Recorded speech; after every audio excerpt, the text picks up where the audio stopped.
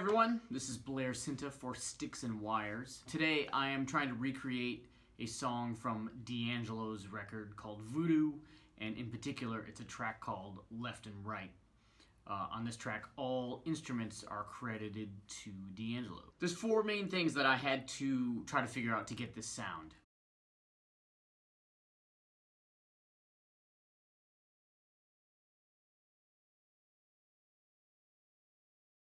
Number one was the kick sound. It has a lot of mid-range punch. It's super dry, and I needed to retain the low end there also. I put up a 16-inch bass drum.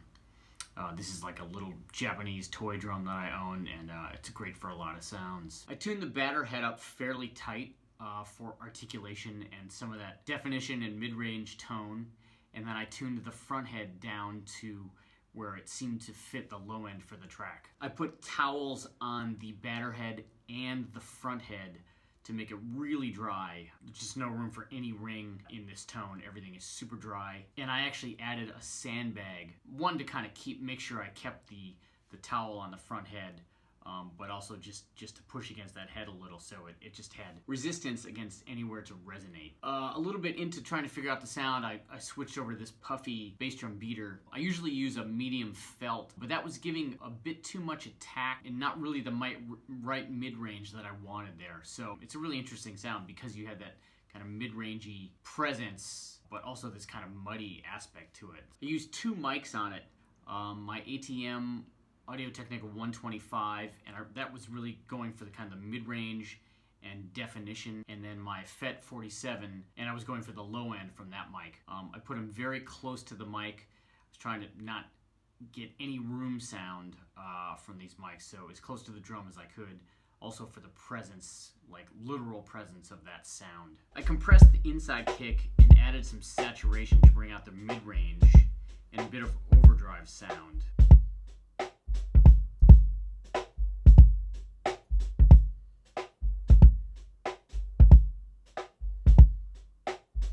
I also compressed the outside kick and added some saturation.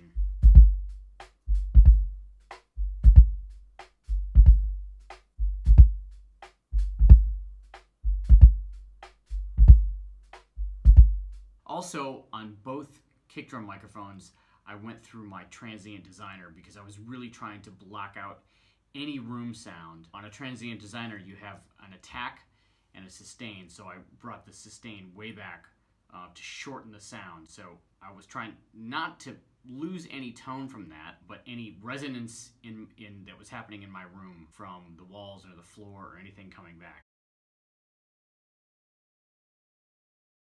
Okay, second main thing was the snare. The snare is super high, super high. I don't know if I've ever tuned a snare drum so high. The snare on the record, to me, on the actual record, sounds like a metal snare drum. I was going to try it on my Superphonic or a metal piccolo, but I just felt like I wasn't really going to get that unless maybe I turned the snare over and played on the snare side head. I didn't want to risk breaking that head though. So I used my little 2x10-inch snare that I had custom built for me. I just really cranked that thing, and just to try to match where it was on the recording. I kept going and going. I couldn't believe how high it was, but man, it sounds really cool now. Also, I wanted that as dry as possible. I put a little bandana on the edge of it. Again, not trying to kill any tone from it, but killing any ring of the head to bring out a little more of that metallic tone that I was trying to get, even though this drum in particular is wood. I put the bottom snare mic right near the rim. Thought maybe I would be catching a little bit of metallic or metal sound from the bottom rim there. And then I blended in the top mic, which was just in a kind of traditional position.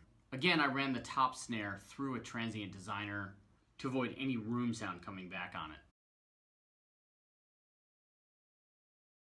Next, I used 10-inch hi-hats that were very dry. My Istanbul Agop Turk hi-hats. There's actually three of these, two on the bottom laying on top of each other, and then another one on the top. There are variations of thickness in those, but they're super dry. They're also quite dark, so I cranked a whole bunch of high end on their 10K at about 10 dB. and that just brought the brightness up, and a little bit of overdrive, which is always kind of cool for this sound, and it seemed to match. So another obstacle that I've already mentioned was keeping everything as dry as possible. So I did this in a few ways. One, as I mentioned, I used the transient designers. I dampened everything as much as I could without killing the tone. Used small hi-hats. But then it was only direct mics. A hi-hat mic, top and bottom snare, 2 kick drum mics. No overheads, no rooms, no mono mic or anything. So that way we're only getting this very direct sound from the drums. No ambience from the room, nothing to compete with that.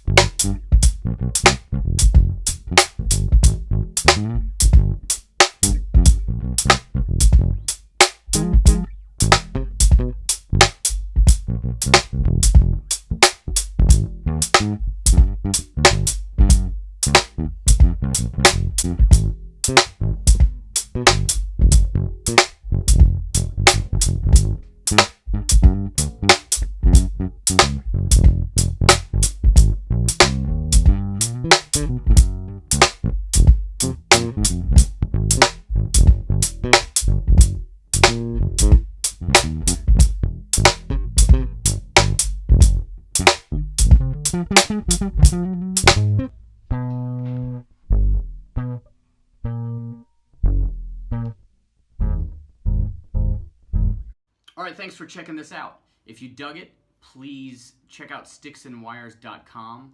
There's a lot more information that you can find there.